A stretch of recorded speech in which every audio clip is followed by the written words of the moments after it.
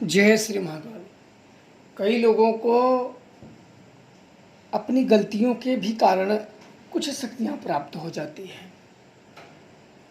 कई लोग दूसरों का समस्या अपने सिर ले लेते हैं। महात्मा बनने का उनको बहुत ज़्यादा चुल मची रहती है। ऐसे ही एक मैं घटना आप लोगों को बता रहा हूँ, अभी ज़्यादा नहीं, लगभग 1 महीने पुरानी है। और वो व्हाट्सएप पे ही उनका पहले मैसेज आया मेरे पास कि वो प्रेत बाधा से बड़ा दुखी हैं। आप सुनना ज़रूर, बहुत ही इसमें जानकारी है और आप लोग समझ जाओगे कि क्या करना चाहिए और क्या नहीं करना चाहिए, कैसे साधना, क्या विधान, पूरा सुनोगे तभी समझ में आएगा कुछ, ताकि दोबारा देखने की ज़रूरत ना पड़े। तो वो कहे कि हम बहुत दुखी हैं। तो मैंने बोला क्या बात है? बोले एक प्रेत मेरे साथ रहता है। तो मैंने कहा प्रेत आपके साथ रहता है? वो लड़के थे, लगभग 24-25 साल की उम्र उनकी रही होगी, क्योंकि वो किसी लड़की से प्रेम करते थे और उसी के कारण ये सारा माजरा था। उनकी शादी भी नहीं हुई। तो इतना अंदाज़ा, कोई उनसे मैंने पूछा नहीं था, पर अंदाज़ा एक, जहाँ तक मैंने ऐसा अंदाज़ा लगाया। तो बोला आपको ये भूत मिला कैसे और आप इसे देना क्यों चाहते हो? उन्होंने कहा कि ये भूत मुझे बातें करता है, मेरा चाहे शत्रु विनाश हो, चाहे कोई भी काम हो, वो कर देता है। आप इसे हटा लीजिए या ले लीजिए। मैंने कहा जब आपका सारे सब लोग पैसा दे दे के दूसरों के पास जा जाके अपना घर बार छोड़ के जा जाके शक्तियों के लालच में भागे चले जा रहे हैं और मिल कुछ नहीं रहा है। ये जाते हैं, किसी का पैर दबाते हैं, किसी का क्या दबाते हैं, सर पाँव हाथ पैर सब गिर जाते हैं, पर वो गलत मार्ग रहता है। ऐसी शक्तियाँ नहीं प्राप्त होती है। घर की शक्तियाँ ना पूज सको, बाहरी शक्तियाँ पूजने चले हो तो घर को पहले सुधार लो, फिर बाहर जाओ, बिल्कुल आराम से जाओ। तो बोले ऐसी बात नहीं है, मैं एक लड़की से प्रेम कर रहा था। बोला अच्छा ठीक है तब। तो उन्होंने फिर बोला कि मैं लड़की से प्रेम कर रहा था, उसको प्रेत बाधाएँ थी, जिन्न बाधाएँ थी, उसके ऊपर बड़ी दुख था। तो जानते हो ना कि सारा प्रेमी दूसरे का दुख अपने ही ऊपर लेने के लिए तैयार रहते हैं, और इन महाशय ने भी वही किया। और पता नहीं कैसे है, उचित तो मैंने नहीं देखा, पता नहीं ये कैसे अपने ऊपर उसे ले लिए, उस भूत को। वो लड़की ठीक हो गई, और जब लड़की ठीक हो गई तो इनका ये इल्ज़ाम था कि लड़की हमें छोड़ के दूसरे के संग चली गई। अब ये बेचारे, इनको मुफ्त में भूत भी मिल गया। इनका ये कहना था, आरोप था, उसके घर वाले सब जानते थे कि भूत है, और मैं दुखी हो गया तो मेरे से दूर होने लगे। मैंने बोला जब आपका सारे काम करता है तो आप बताइए दुखी कहाँ हो? सब काम तो आपका कर ही रहा है, तो फिर दुखी कहाँ हो? बोले वो हमें रातों को आके पकड़ लेता है, छू लेता है। तो मैंने सोचा कि ऐसे क्यों? बोला तब मुझसे क्या चाहते हो? तो वो बोला आप ये शक्ति को मेरे ऊपर से खींच के किसी को दे दो। आज लोग सिद्धि ट्रांसफर के नाम पे पागल हो चुके हैं, क्योंकि फ्री का जब किसी को बैठे बैठे खाना मिल रहा है, सब कुछ मिल रहा है, तो अंधा कहाँ चाहे आँख अपनी दोनों। और वही बात होती है सिद्धि ट्रांसफर वालों की, जब पैसे फेंकने से बिना मेहनत के अच्छे अच्छे दिन दिखाने वाले शक्तियों लोग दिखा देते हैं, तो फिर कहाँ अंधा कहाँ आँख चाहे। बोले सिद्धियों का ट्रांसफ़र का चल रहा है तो कई लोग दे दो। मैंने कहा कि देखो सिद्धि ट्रांसफ़र बाबा लोग उसी को झांसे में अपने ले सकते हैं जिसकी दिमाग मरा हो, जिसकी बुद्धि मर गई हो, वही लोग अपने झांसे में ले सकते हैं।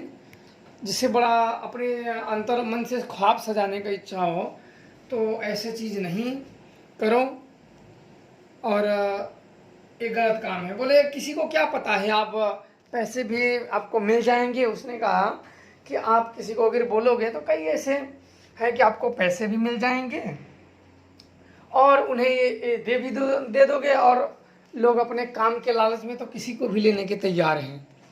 और ये किसी के बारे में भी बता देता है।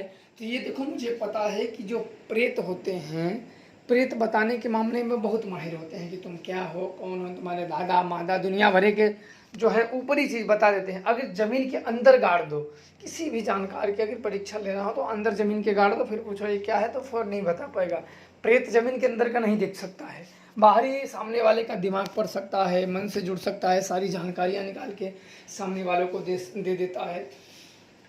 तो ये मैं जानता था, मैंने बोला नहीं नहीं, बोले आप किसी को दे दो, मैंने बोला नहीं। देखो जितने भी जानकार हैं, उसने कहा कि बड़े बड़े लोग सब बेच रहे हैं, दे रहे हैं, बोला वो उनकी बात है, जो जैसा करे वो उनकी समस्याएं हैं, वो करे, उनका फील्ड है। दूसरे के मार्ग से वो हमसे मतलब नहीं है, वो जाने। वो भी किसी को बुला के तो दे नहीं रहे कि नहीं तुम आओ मैं तुम्हें दे रहा हूँ ज़बरदस्ती, तुम्हारी वो तो कह रहे हैं कि हम तो दे रहे हैं, तुम्हारी इच्छा जब प्रबल है तभी उनके पास जा रहे हैं, कोई तुमके ज़बरदस्ती खींच के थोड़ी दे रहा है कि नहीं तुम आओ मेरे पास से लेके आओ। तो ये किसी को दोष देना बेकार चीज़ है। आप खुद जाते हो अगले व्यक्ति के पास, वो आपको कोई खींच के नहीं लाता है। बोले आप अपने शिष्यों को भी दे सकते हो, कोई शिष्य आए उसे शक्ति का नाम पे दे सकते हो।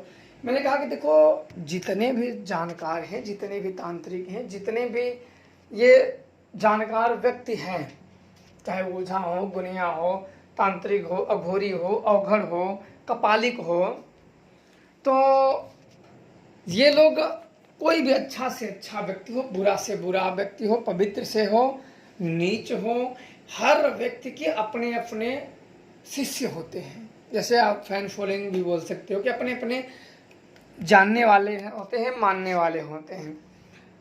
ये चीज़ ऐसे होते हैं कि देखो राम राज्य में मंथरा राम के पास रह के नहीं सुधरी और विभीषण रावण के पास रह के नहीं बिगड़ा। तो हर व्यक्ति किसी न किसी में गुण देख लेगा। आप भी कोई जानकार ना कुछ बताते रहोगे तो आपके भी बात मानने वाले 10 आ जाएंगे। तो जो मानने वाले हों, जो सोचने वाले हों, जो समझने वाले हों, जो हमारे बताए हुए मार्ग पे चलने वाले हों, तो इनके साथ हम छल नहीं कर सकते हैं। और इनको तो छोड़ो, छल तो किसी के साथ नहीं करना चाहिए।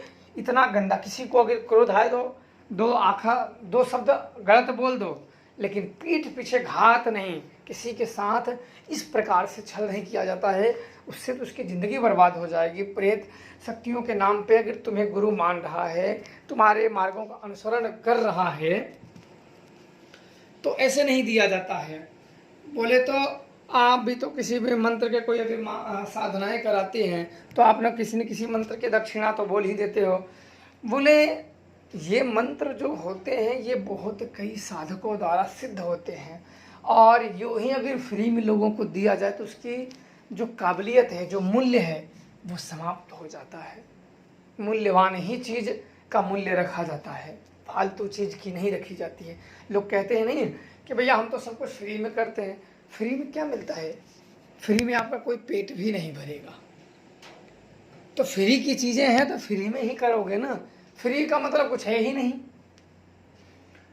तो मैंने साफ उसको जब कहा कि नहीं मैं ये सब नहीं कर सकता, और मैं किसी भी व्यक्ति को तुम्हें लगता है अगर कहो तो मैं इन चीज़ों के बारे में एक विस्तार से बता दूं कि ये प्रेत है, ये इसके बेनिफिट हैं और ये साइड इफेक्ट हैं, लेने वाला खुद इसके जिम्मेदारी है, तब मैं कर सकता हूँ।